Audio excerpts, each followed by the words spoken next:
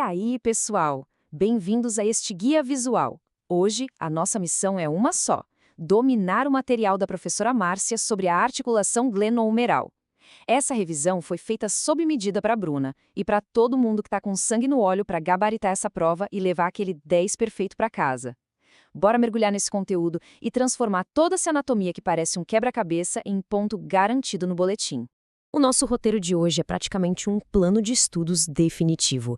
Vamos passar pelo paradoxo do ombro, depois vamos dominar o deltoide, entender a sinergia do manguito rotador, conferir os músculos descendentes e a estabilização e, para fechar, a grande fórmula para a nota 10. Número 1. O paradoxo do ombro. Olha só, a gente sabe que o ombro é, sem sombra de dúvida, a articulação mais móvel do corpo humano, certo? Isso dá para os nossos membros superiores uma liberdade de movimento absurda. Só que tem um porém. Para ter essa mobilidade toda, a articulação acaba sacrificando a sua estabilidade óssea natural. É meio que uma troca, sabe? E esse contraste, essa briga constante entre muita mobilidade e pouca estabilidade, é o famoso paradoxo do ombro. E adivinha? Esse é aquele conceito clássico que despenca nas provas. E isso nos leva a um termo de ouro da anatomia. Já que a estrutura óssea não dá conta de segurar tudo sozinha, a articulação precisa de uma ajuda gigantesca dos ligamentos e dos músculos. Essa dependência vital para manter tudo no lugar certo durante o movimento é o que a gente chama de estabilidade dinâmica. É crucial memorizar isso, tá? Se a avaliação perguntar por que o ombro não luxa a todo momento, a resposta passa inteiramente por essa tal de estabilidade dinâmica. Tópico 2. Dominando o deltoide.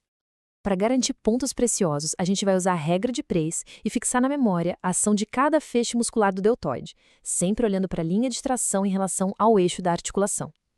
Pensa assim, a parte anterior está na frente do eixo, então ela faz flexão, adução horizontal e rotação medial. A parte média é lateral ao eixo, então ela basicamente faz a abdução. E a parte posterior, que fica atrás do eixo, puxa para extensão, hiperextensão e rotação lateral.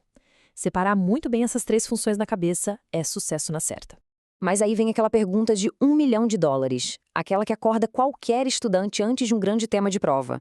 Por que o poderoso deltoide não consegue simplesmente trabalhar sozinho? Ele tem o tamanho, ele tem a força, então qual é o verdadeiro problema mecânico da coisa? Tópico 3. Sinergia do manguito rotador. O que a gente precisa analisar com muito cuidado são os detalhes destas imagens. Esses belos vetores de força biomecânica mostram exatamente o que rola debaixo da pele. Quando o deltoide se contrai, a tendência física dele é puxar a cabeça do húmero direto para cima. Se ele fizesse isso sozinho, o osso ia bater com tudo no teto do acrômio.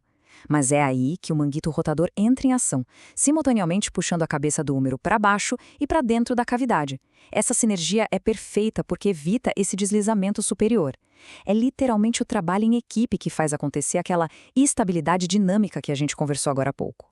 Agora, olhando para o músculo subescapular, o grande truque para não errar é associar na hora essa grande massa muscular anterior com a rotação medial do ombro. Visualizar bem essa imagem ajuda a criar um atalho mental incrível. Assim, não tem perigo nenhum de confundir a função dele com um dos rotadores externos na hora que bater aquele nervosismo da prova. Imagina só, com tanto músculo puxando o osso para tudo que é lado, o desgaste na articulação seria gigantesco, né? É por isso que não dá para esquecer das estruturas que limitam o atrito durante todos esses movimentos sinérgicos. Anota aí, a bolsa subacromial e a sua extensão lateral, a bolsa subdeltoidea, ficam exatamente ali no meio, limitando o atrito entre o supraespinal, o acrômio e o próprio músculo deltoide. Lembrar de definir isso certinho é um jeito super fácil de arrancar uns pontos extras da professora Márcia. Tópico 4. Músculos descendentes e estabilização. O músculo coracobraquial, que a gente está vendo aqui, é um alvo clássico de questões de anatomia. E o motivo é super direto. A linha de tração dele é bem vertical e fica muito pertinho do eixo da articulação. Quando o músculo tem essa característica específica, a dica de ouro é lembrar que o papel principal dele no complexo do ombro é justamente a estabilização.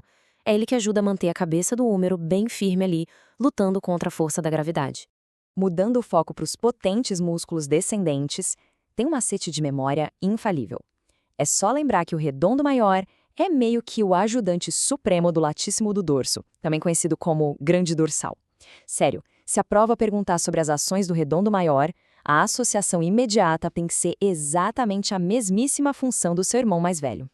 Muita atenção aqui, porque conseguir diferenciar esses dois cenários é o que separa uma nota média daquele 10 sonhado. Se a gente faz um retorno lento do braço para a posição anatômica, a gente está usando a força da gravidade, mas freando o movimento de forma controlada através de uma contração excêntrica dos músculos abdutores. Agora, se o movimento para baixo for forçado ou contra uma resistência, o cenário mecânico muda totalmente.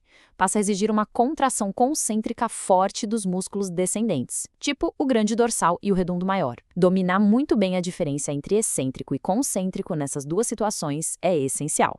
E, finalmente, número 5, a fórmula para a nota 10.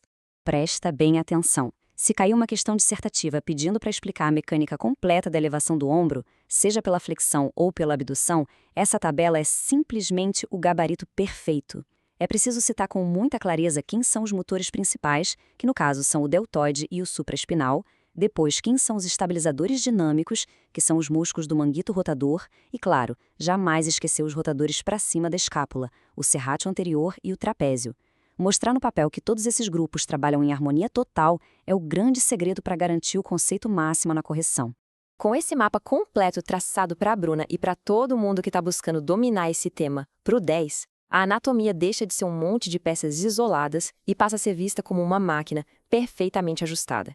E aí fica aquela reflexão final para a gente. Será que existe algum outro complexo articular no corpo humano que consiga desafiar a gravidade todos os dias com um equilíbrio de forças tão delicado, complexo e brilhantemente planejado? Bons estudos e até a próxima!